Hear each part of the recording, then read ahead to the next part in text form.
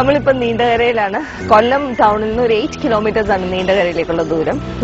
നീണ്ടകരയും അതേപോലെ തന്നെ ശക്തികുളങ്ങരയും, ഈ രണ്ട് സ്ഥലങ്ങളാണ് കൊല്ലം ജില്ലയിലെ ഫേമസ് ആയിട്ടുള്ള രണ്ട് മത്സ്യബന്ധന കേന്ദ്രങ്ങൾ. ആ കാണുന്നതാണ് നീണ്ടകര പാലം, അത് അഷ്ടമുടിക്കായല്, ഇവിടെ അറബിക്കടല്, ഇത് അഴിമുഖം. ഇതിന് കുറുകെയായിട്ടാണ് ഈ പാലം പോകുന്നത്. കേരളത്തിലെ നീളം കൂടിയ പാലങ്ങളിൽ ഒന്നാണ് ഈ നീണ്ടകര പാലം. ഇത് കൊല്ലം ആലപ്പുഴ NH-47 കൂടിയാണ് ഈ പാലം. ഇതൊരു 408 മീറ്റർ നീളമുള്ള പാലാണ്. ബ്രിട്ടീഷുകാരുടെ കാലത്ത് ഈ പാലം ഉണ്ടായിരുന്നില്ല, ഇതിന് പകരം മരത്തിന്റെ പാലമായിരുന്നു.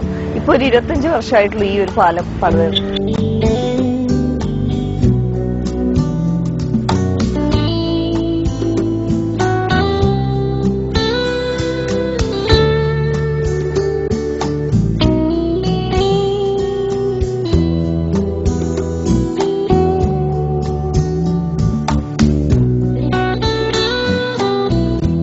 കേരളത്തിലെ ഏറ്റവും കൂടുതൽ ബോട്ടുകളുള്ള തുറമുഖമാണ് ഈ നീണ്ടകര തുറമുഖം.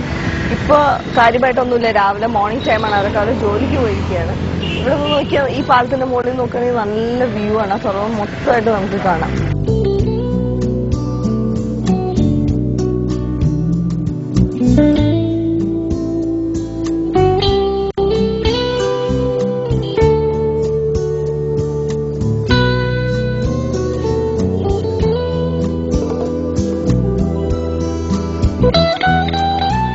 കൊല്ലം ജില്ലയിലെ നീണ്ടകര ഉൾപ്പെടെയുള്ള 26ഓളം ഗ്രാമങ്ങള് മത്സ്യബന്ധനവും അതുമായിട്ട് ബന്ധപ്പെട്ടുള്ള ആക്ടിവിറ്റീസും ഒക്കെ ആയിട്ട് ജീവിക്കുന്ന ആൾക്കാരാണ്. അതാണ് അവരുടെ ഒരു ജീവിത മാർഗം തന്നെ.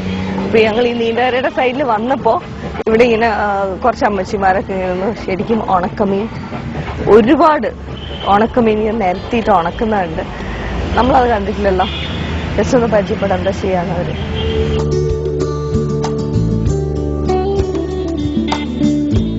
അമ്മച്ചിയുടെ പേരെന്താ? എന്റെ പേര് അറിയപ്പെടുന്നത് സിംബ്രോസ്. സിംബ്രോസ് സിംബ്രോസ്.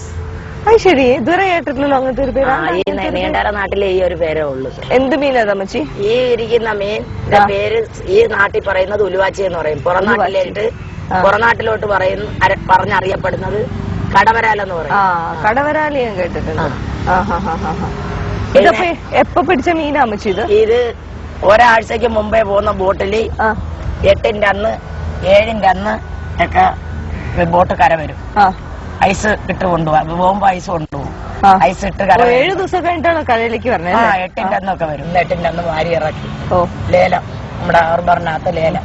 അപ്പൊ അതിൽ ഇന്ന് ലേലം ചെയ്ത് ഞങ്ങൾ പല ആൾക്കാര്, മോള് വിളിക്കുന്നതിൽ ഞാൻ കൂട്ടി വിളിക്കും, ആ മോൻ കൂട്ടി വിളിക്കും. അങ്ങനെ ലാസ്റ്റ് വിളി ഉറയ്ക്കുന്നവർക്ക് കൊടുക്കും. അമ്മച്ചി ഇതെങ്ങനെ മീൻ നിങ്ങളുടെ കൈ കിട്ടിക്കഴിഞ്ഞാൽ നിങ്ങൾ ആദ്യം എന്താ ചെയ്യും? ഇതെങ്ങനെ ഈ പരുവം വരെ എത്തുന്നത് ഒന്ന് പറയൂ. പരുവം വരെ എത്തുന്നത് അവിടുന്ന് കൊണ്ടുവന്നിട്ട് ജോലിക്കാരുണ്ട് നമ്മുടെ വീട്ടിൽ.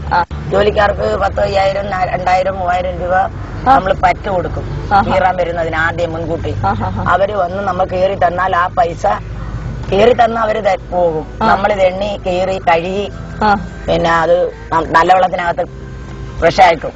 ഫ്രഷാക്കിയിട്ട് ഉപ്പിടും. പിറ്റേന്ന് ഇതുപോലെ നിരത്താനാകുമ്പോ വാരി വീണ്ടും ഒന്നും കൂടെ ക്ലീൻ ചെയ്യും. നല്ല വെള്ളം ഒഴിച്ച് ക്ലീൻ ചെയ്ത് കഴുകി എടുത്ത് കൊണ്ടുവന്ന് നിരത്തി നിരത്തി ഇത് ഉണക്കാവുമ്പോൾ കച്ചവടക്കാർ വരും. കച്ചവടക്കാർക്ക് എത്ര ദിവസം ഉണങ്ങണത്?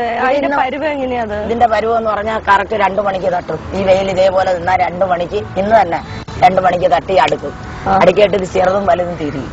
ചെറുതും വലുതും തിരിഞ്ഞിട്ട് ചന്തക്കാർക്ക് വരുന്നവർക്ക് വലിയ മീൻ കൊടുക്കും. കവറുകാര് കറിക്കാരൊക്കെ വരുന്നവർക്ക് ചെറിയ മീൻ കൊടുക്കും. എത്ര ദിവസം വരെ ഇത് ഇരിക്കും? കുറെ നാൾ ഇരിക്കില്ലേ ഇത്? 1 മാസം 2 മാസമൊക്കെ ഇരിക്കും.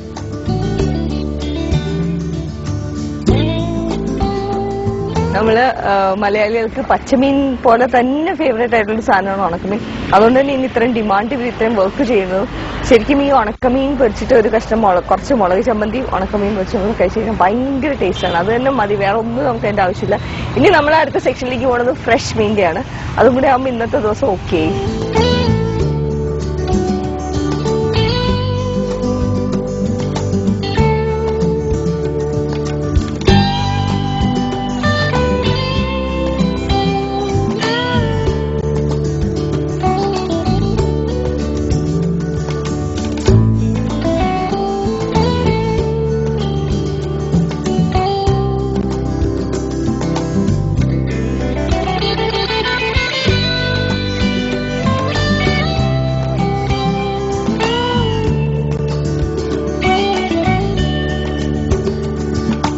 നമ്മള് നീണ്ടകര ഹാർബറിലാണ് ഇപ്പോ ഇവിടെ പാർക്ക് ചെയ്തിരിക്കുന്ന ഒരു ബോട്ടിന്റെ ഉള്ളിൽ കയറി നിൽക്കുകയാണ്. ഫൈബർ ബോട്ട്സ് ആണ് ഇപ്പൊ ഞാൻ കയറി നിൽക്കുന്നത്. ഇവിടെ ഇന്നിപ്പോ സൺഡേ ആണ്, അതുകൊണ്ട് അധികം ബോട്ടുകളൊന്നും ആക്ടിവിറ്റീസിന് പോയിട്ടില്ല, കുറച്ചേ ഉള്ളൂ. ഇവിടെ ഏകദേശം ഒരു 1500ഓളം വലിയ ബോട്ടുകളുണ്ട്. വെച്ചാൽ ആ പുറകെ കാണുന്ന വലുത് കണ്ടില്ലേ, നൗക എന്നൊക്കെ പറയും, അതേപോലത്തെ ഒരു 1500ഓളം ഉണ്ട്. പിന്നെ ഈ ഫൈബർ ബോട്ട്സുകൾ ഏകദേശം ഒരു 150-150ഓളം ഫൈബർ ബോട്ട്സും ഉണ്ട്.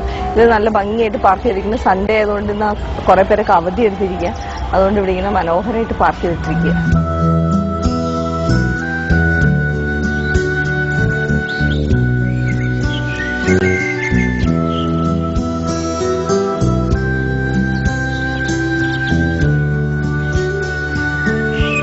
നല്ല ഫ്രഷ് മീൻ, പെടയ്ക്കണ മീൻ മാഷ്.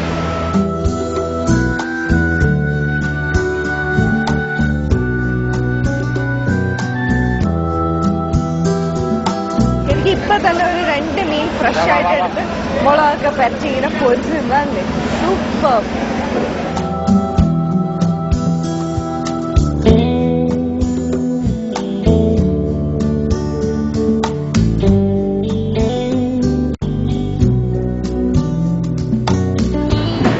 മത്തി കിട്ടിയില്ല അല്ലെ? ഇന്ന് അയിലയും കിളിമീനും മാത്രമേ ഉള്ളോ? ഇതെന്താ? ഇത് അയിലല്ലേ?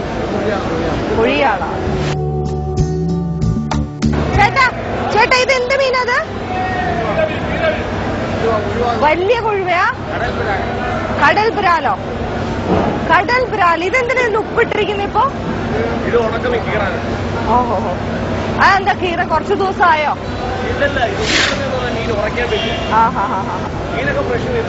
ഇത് ഉണക്കി പൊടിച്ച് കൊഴുത്തിട്ടായിട്ട് പോകുന്നതാണ്, വളമായിട്ടൊക്കെ പോകുന്ന സാധനമാണ്. കുറെ ഇങ്ങനെ അടുക്കി കൂട്ടിയിട്ട് ഞാൻ വിചാരിക്കുന്നത് ഇത് എങ്ങനെ കഴിക്കാൻ പറ്റാന്ന്, ഇങ്ങനെ നിലത്ത് ഇങ്ങനെ ചുറ്റിക്കൂട്ടി വലിച്ചു വാരി അഴുക്കിന് കിടക്കുമ്പോ. പക്ഷെ അത് തിന്നാനുള്ളതല്ല. Oh my god, look at this. ഈ ഇത്രയും വലിപ്പമുള്ള ഞാൻ കണ്ടിട്ടില്ല കേട്ടോ. ഇത് ഒരെണ്ണം എത്ര ഉണ്ടാവും? 3/4 കിലോ ഉള്ളൂ കേട്ടാ. ഇതിലും വലുതുണ്ട്. നിലത്തൊക്കെ വീണ് കിടക്കും.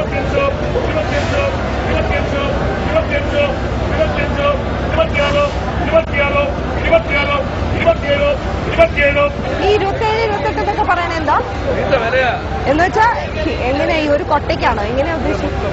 ഇത് മൊത്തം 27?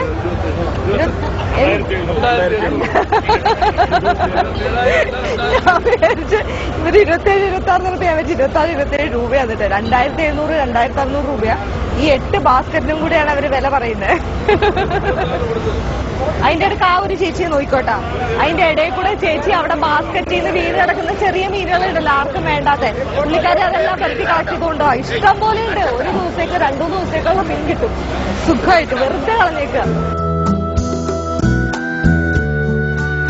ഇതെന്ത് മീനേട്ടാ? കരിമീനോ? കടി. ഓ മൈ ഗോഡ്, ഇതിനകത്തേക്ക് കൈയിട്ടിട്ട് വന്നിട്ട് എടുക്കാം. ഭയങ്കര വെയിറ്റ് ഉണ്ട്.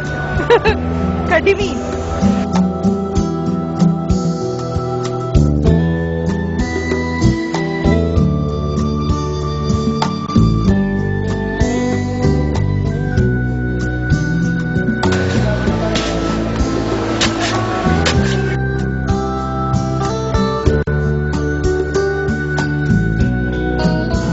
മത്സ്യബന്ധനം നടത്തുന്ന ചേട്ടനാണ് എന്റെ കൂടെ ഉള്ളത്. നല്ല ചിരിയുള്ള ചേട്ടനാട്ടോ.